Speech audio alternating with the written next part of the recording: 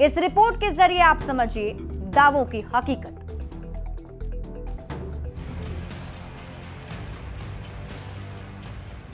हाल में हुए लोकसभा चुनाव के बाद बिहार की एकमात्र सीट रुपौली पर हुए विधानसभा के उपचुनाव के लिए बुधवार को वोटिंग हुई। नतीजे 13 जुलाई को आएंगे, पर सियासत में अपने अपने दावों की शुरुआत हो चुकी है।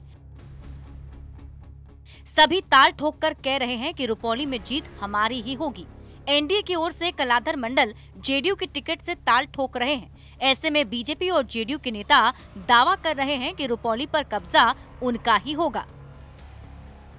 जिस प्रकार से लोकसभा के चुनाव में बिहार की जनता ने एनडीए के पक्ष में अपना जनादेश दिया है, वैसा ही जनादेश रुपौली में भी आने वाला है और रुपौली में एनडीए के प्रत्याशी की एक अच्छी जीत होगी, अच्छे मार्जिन के साथ जीत होगी। हम विकास के मुद्दे पर वहां पर गए हैं और चुनाव में एक कार्यकर्ता को टिकट मिला है और इस बार चुनाव में देखिएगा वो कार्यकर्ता जरूर चुनाव।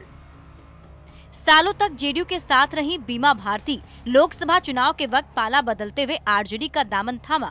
भले ही पूर्णिया सीट पर बीमा भारती की करारी हार हुई, पर रुपौली से लगातार 5 बार की विधायक रही बीमा भारती इस बार आरजेडी की टिकट पर जेडीयू से 2-2 हाथ कर रही हैं। महागठबंधन के नेता रुपौली सीट पर अपनी प्रत्याशी के जीत के दावे कर रहे हैं। रुपौली में एक तरफा चुनाव हो रहा है। बीमा भारती चुनाव जीत रही है और काफी मतों से चुनाव जीत रही है और वहां के लोग निश्चय कर लिया है कि हम बीमा भारती को और आरजेडी के उम्मीदवार को, महागठबंधन के उम्मीदवार को वोट देंगे। रुपौली विधानसभा में क्या होना है, यह प्रश्न ही अपने आप में अजीब है। सब जानते हैं कि पूरे भारत की जनता इंडिया गठबंधन में पर विश्वास कर रही है और बिहार में महागठबंधन पर, तो निश्चित रूप से रुपौली विधानसभा में महागठबंधन की जीत होगी।